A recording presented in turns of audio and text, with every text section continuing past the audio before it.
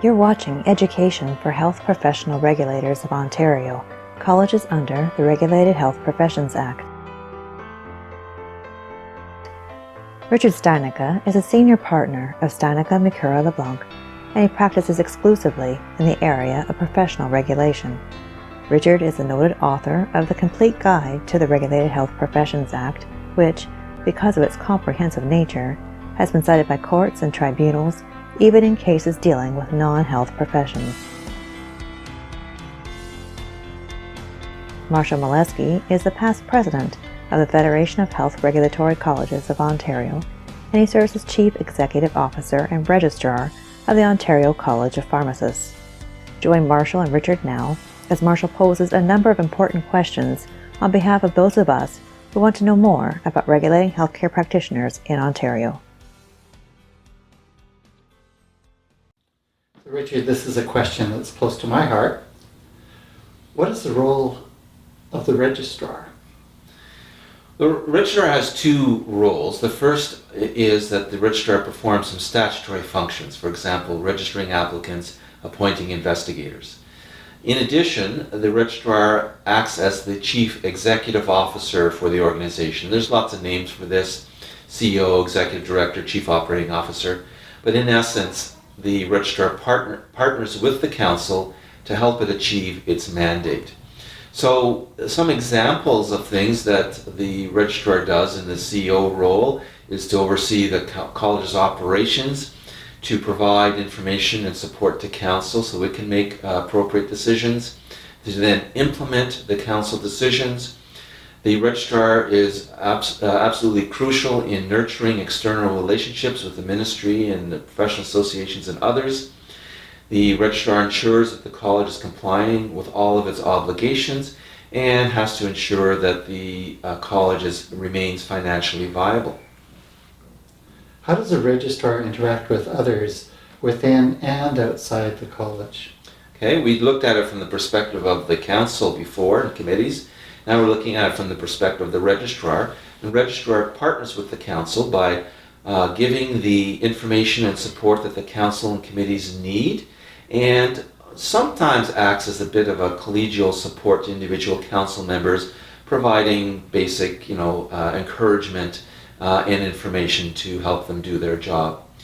The registrar also is one of the spokesperson for the college, together with the president, and is also then the senior manager of college staff.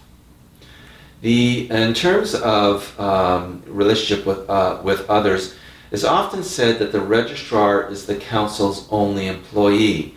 And what this means is that the registrar is the only staff person to report directly to the council and is the only staff person hired directly by the council.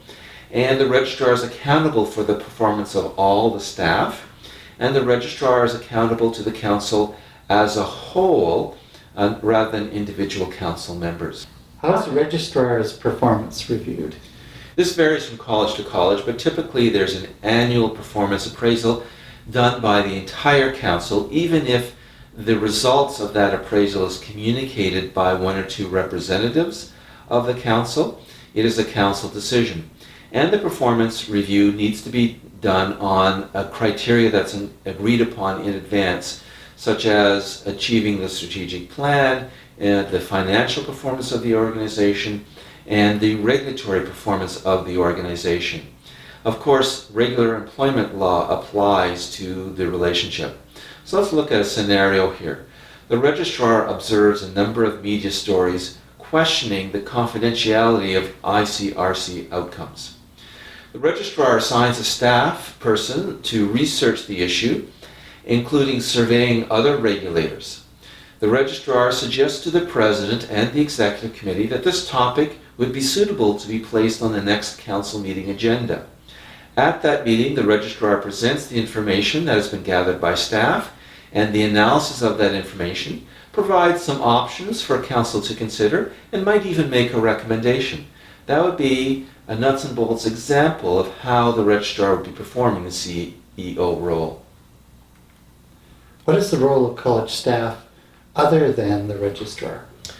They operate and implement the decisions of the council as directed by the registrar and under the supervision of the registrar.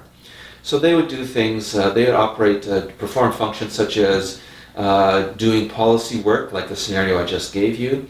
They would administer the regulatory activities of the college, like registration and complaints, and they would support the college committees. How do college staff members interact with others? Since they're supervised by the registrar, they would report to the registrar, and they would have performance review by the registrar, or in a large organization, someone acting on the registrar's behalf. They would also interact administratively with committees, providing support, for example, documents and scheduling, but not so much on direct policy work.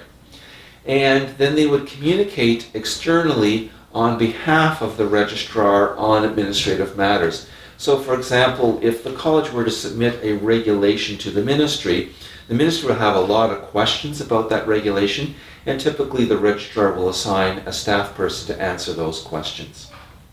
Thank you, Richard.